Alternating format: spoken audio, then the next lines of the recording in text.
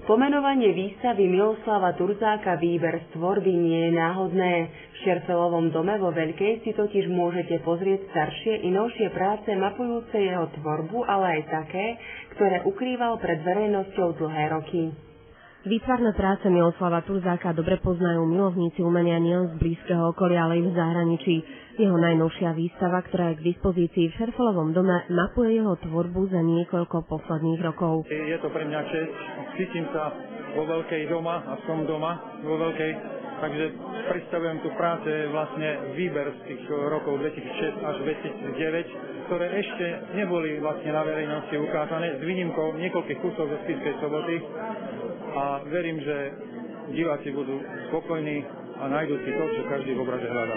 Tak ako prezrádza sám autor, návštevníkov výstavy sa vyskytuje jedinečný pohľad na dlho ukrývané diela. Turzák predstavuje v 4 sekciách najsilnejšie motívy, ktoré inšpirujú jeho tvorbu. Prvý motív je zachytenie okamihu svetla, taká väčšiná inšpirácia impresionistickej vodnej hladiny či farebných reflexov medzi stromami. A najviac ma vždycky v tvorbe inšpiruje Spiš.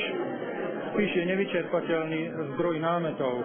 Kdekoľvek sa pozriete, tak všade vidieť krásny nový obraz. Autorové zátišia zachytávajú jedinečnosť obyčajných vecí vytvorených ľudskou rukou a najdominantnejšou časťou výstavy je tá, ktorá je odkazom na čaro slovenskej dediny. A na záver celú výstavu korunuje majestátnosť Vysokých Tatier. Videl som viacero jeho výstav, ale tieto, čo má tu teraz, zás vidno takú kvalitu, možno 200-300%.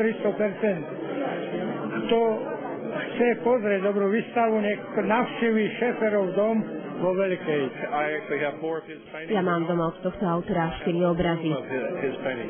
Priznám sa, že mám jeden vyhliadnutý, takže možno, že keď sa výstava skončí, tak možno, že poputuje znova k tým ďalším. V Turzákovej tvorbe nachádza inšpiráciu aj jeho syn, ktorý bol zároveň kurátorom výstavy a v týchto dňoch pripravuje svoju najnovšiu tvorbu, aby ju mohol predstaviť verejnosti. Asi ten element svetla, čiže možno ten prvý motív, tie reflexy, ktoré som už vystavoval aj s otcom na poslednej výstave Horia zem, ale v poslednom čase aj Vysoké Tatry. Výstava potrvá do 30.